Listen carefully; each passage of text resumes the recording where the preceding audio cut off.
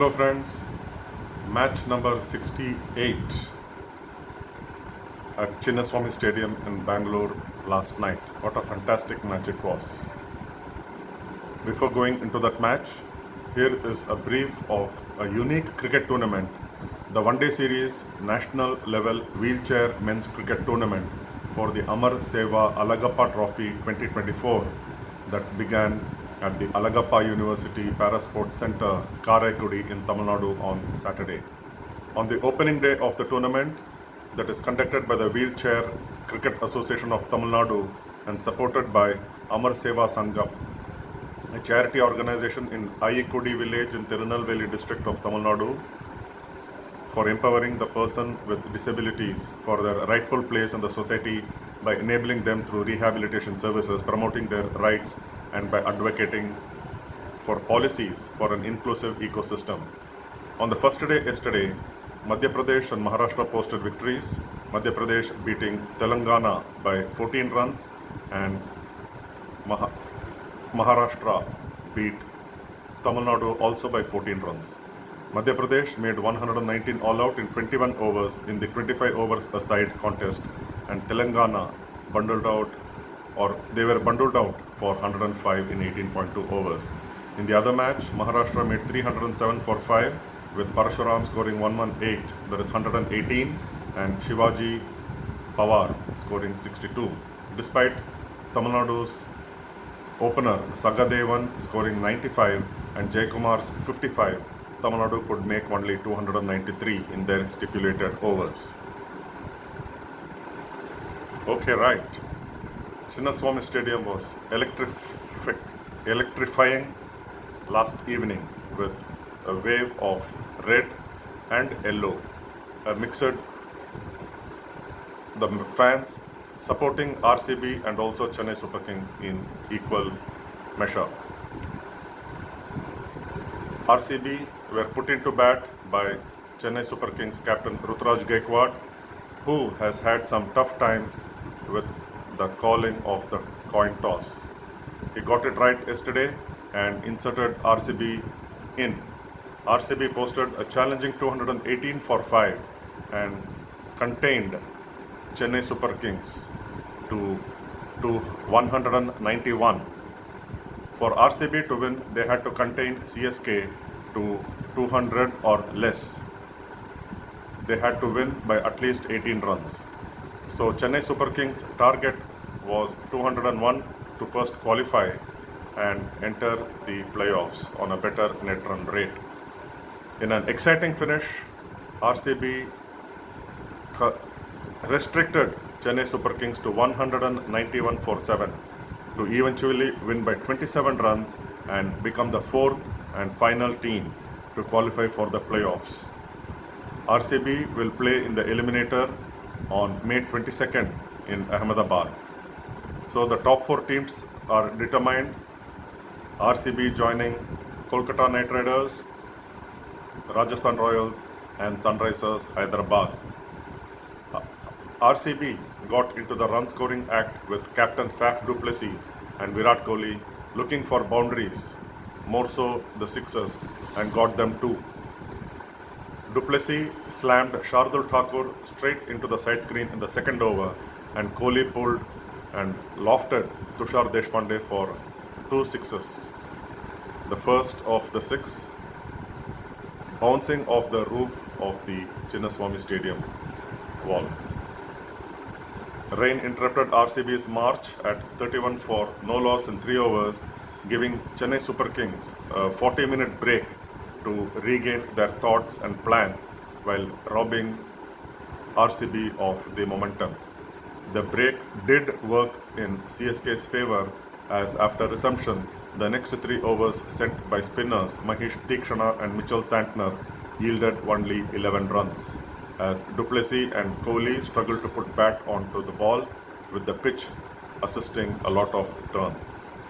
But Du Plessis and Kohli, being the experienced batsmen as they are, soon found ways to tackle the spin and looked to score boundaries, finding the gaps and using the feet to negate the turn and put the ball away, especially against left-arm spinner Ravindra Jadeja. Santner was rewarded for his perseverance, varying his pace, and got the prized wicket of Virat Kohli, who, after slog sweeping him for a six, played against the turn, and the leading edge travelled to long on, where Daryl Mitchell did well to catch, keeping aware of the boundary line behind him. That broke the opening partnership of 678, with Kohli departing for 47, that included 3 fours and 4 sixes in 29 deliveries. In the course of his knock, Kohli crossed 3,000 IPL runs at the Chinnaswamy Stadium in 89 matches, and he also crossed 700, the second time in an IPL season that he has done so, and he goes into the playoffs with 708 runs with 5 50s and a century at an average of just under 65 and a couple of decimal places above 155 being his strike rate. Virat Kohli still holds the orange cap for the most runs in this IPL edition, which is 708. Strangely, Jadeja was ineffective in his first 3 overs, going for 40 runs. Faf du Plessis stepping out to slam him or wait for the turn and play him inside out. Soon after scoring his 4th 50 in this edition, du Plessis fell a run out at the non-striker's end, courtesy the bowler Santner. Third umpire Michael Goff was involved in this decision, confirming through ultra edge to ensure the ball brushed off the finger of Santner, and du Plessis, 54 in 39 balls, had plonked the bat in and not dragged it in. The bat still not grounded when the stumps were disturbed. RCB 113 for 2 in 13 overs, and CSK have pulled back well into the game. Very rarely do we see ultra edge being used for run out of the bowler's fingers at the non-striker's end, and this is very much allowed and in the protocols to get the right result, and Michael Goff, the Englishman, got it right this time. Before the IPL began, I had a chat with a BCCI umpire who is very much actively involved in officiating matches, even in this IPL, about the ultra edge being used for run out in these types of circumstances, because there was an instance during the Ranji Trophy final between Mumbai and Vidarbha where a similar instance arose, and he said that it was very much in vogue, and the only hitch was the spike, which could be misleading, as at the non-striker's end, where usually the stump microphone is switched off, as there could be too many noises to confuse where the spikes come from.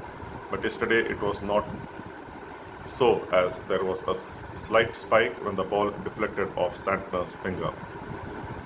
Santner bowled brilliantly, 4 overs, 23 runs and 1 wicket, and off-spinner Tikshna was equally good, 25 runs of his 4 overs without any wicket. The worry began for CSK as they were left with medium pacer Shardul Thakur and Tushar Deshpande to bowl the last 5 overs. And Thakur often is known to leak runs if he didn't get his length right, and that's what happened. He ended up bowling too many full tossers and short balls, too much for CSK's liking, that CSK leaked 80 runs in the last 5 overs, and this made a huge difference in the end result of the match, with RCB going through. Thakur was though unlucky, as Ruturaj Gaikwad dropped Cameron Green off his bowling in the 16th over, a straightforward chance at long off, and the ball rolled on to the boundary. Green then on 18 went on to make 38 not out with 3 fours and 3 sixes. Thakur, however, dismissed Rajat Patidar, who was equally aggressive, scoring 41 runs in 23 balls. A full toss hit straight to Daryl Mitchell, who held just inside the boundary line and did mind the boundary line behind him once again. Patidar and Green shared 71 in only 28 balls for the 3rd wicket. Cameos from Dinesh Karthik, 14 in 6 balls, and Glenn Maxwell, 16 in 5 balls, took RCB to beyond 200 for the 6th time in this IPL. CSK, as mentioned earlier, needed 201 to qualify for the playoffs, and RCB had to defend those many runs if they had to qualify. RCB began brilliantly by dismissing the informed captain Ruturaj Gaikwad. First ball, laying a trap at short fine leg, and Glenn Maxwell inducing him to pull in that region. Yash Dayal making no mistake. The other opener, Rachin Ravindra, and his New Zealand teammate Daryl Mitchell had a major job to do. Ravindra began the tournament well, but went through a blip that he had to be left out of the playing 11. Dayal was in the thick of action once again, this time deceiving Mitchell with the length and inducing him to play to mid-off, where Kohli took a catch in Dayal's second delivery. CSK were in trouble at 19 for 2 by the third over. The third wicket was flourishing with Ajinkya Rahane and Rachin Ravindra, who was back to his best. Ravindra scored his maiden IPL 50, and it could not have come at a more crucial time. Cruelly, he was run out as both he and Dubey were at the same end, almost, as they went for a second run with Ravindra hesitating while Dubey went with the call. 67 of 37 was what Ravindra made, and CSK at his dismissal were 115 for 4 in 13 overs, needing another 86 to qualify from the last 7 overs. Ravindra Jadeja, who had a forgettable outing with the ball, had to do something special with the bat. Luck favored him when an edge fell ridiculously short of wicketkeeper Dinesh Karthik off the bowling of Cameron Green. Jadeja had Dubey for company. Dubey was dropped on 4 in only the previous over by Siraj, running in from the boundary, and it was a tough chance. Dubey eventually fell to a catch at long on and continued with his poor second half of the IPL after promising big in the first 9 innings that eventually led to his selection for the Indian team into the ICC Men's T20 World Cup next month. Chennai Super Kings were losing the plot. Santner was dismissed by an outstanding catch at cover by Faf du Plessis, jumping to pluck a one-handed catch out of nowhere. Chennai Super Kings down to 129 for 6 and needed 72 in the last 5 overs to qualify. RCB knocked off 80 runs in their last 5, so it was not an impossible task for CSK. Mahendra Singh Dhoni, perhaps for the last time in IPL, walked out to join Ravindra Jadeja with huge expectations. It was at this very venue, the Chinnaswamy Stadium, and against the same opponents, the RCB, that Dhoni scored his highest IPL score, 84 not out, in 2019. Though then he was an active India player and definitely 5 years younger. Jadeja was the one dealing in sixes, while Dhoni hit the odd 4 and was happy to give Jadeja the strike. 17 was needed of the last over for CSK to qualify, and Yash Dayal, the left armer, had the responsibility to defend those runs. The first ball was swung out of the stadium by Dhoni for a 110-meter 6, but then he was out the next ball, pulling to deep mid-wicket and giving a catch. Dhoni fell for 25 in 13 balls, with CSK needing 11 runs off the last 4 balls to qualify. Shardul Thakur had the job to score the required runs. He is no bunny with the bat, as he has scored runs. He can hit sixes at will, and he has done so in the past. But then the pressure was mounting on Shardul Thakur. The first ball he faced, he missed. So that meant 11 of 3 Next ball was a thick edge to short third man for a single. So it was left to Ravindra Jadeja to score the remaining 10 runs of the last two deliveries if CSK had to qualify for the playoffs. But then, as luck would have it, Jadeja missed, failed to connect, and CSK could not proceed.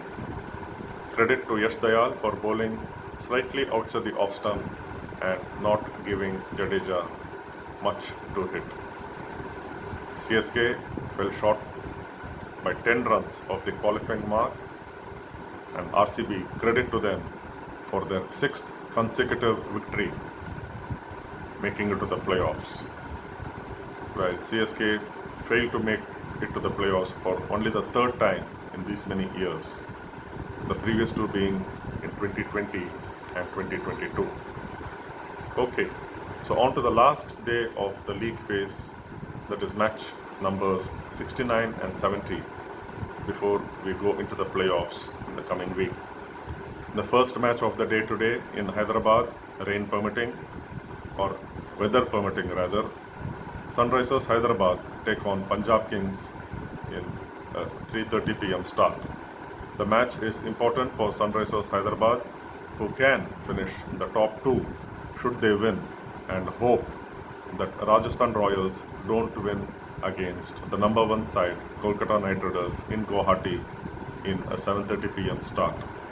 Punjab Kings will be led by Jitesh Sharma, their 3rd captain in this season after Shikhar Dhawan and Sam Curran. Sam Curran, though, had to leave for England to join his English teammates for the ICC Men's T20 World Cup. Their batsman, that is Punjab Kings batsman Johnny Bairstow too, will be missing, as he has also gone back. Already qualified for the playoffs, Sunrisers can go up to 17 points. If our Royals do not, that is Rajasthan Royals do not win, Sunrisers with 17 points, if they win today, Sunrisers can become the 2nd team and play the qualifier 1. If Royals win against KKR, then Sunrisers will have to be satisfied with playing the eliminator against Royal Challengers Bengaluru in Ahmedabad on Wednesday. A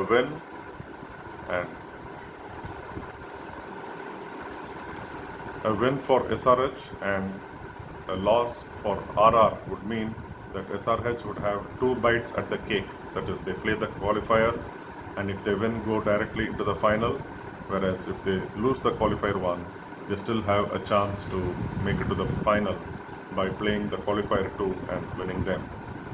Sunrisers Hyderabad, of course, become favourites and should win against the already eliminated Punjab Kings and wait for the RRKKR result to go in its favour. If RR win, RR will be confirmed 2nd place team and will play the already confirmed 1st placed KKR in the first qualifier.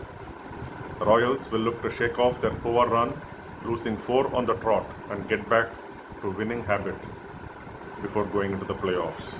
For KKR, they treat this like a practice match and not let go of the momentum entering the qualifier 1.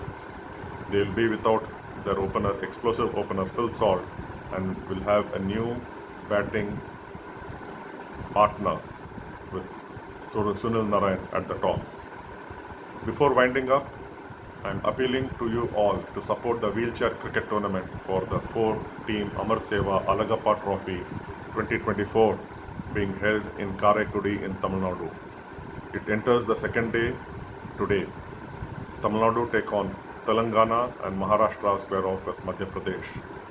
This is a 35 overs a side match with the teams playing each other once, and the top 2 teams will battle for the trophy in the final on May 21. Thanks for watching. See you again tomorrow. Take care and have a wonderful day ahead. Bye-bye.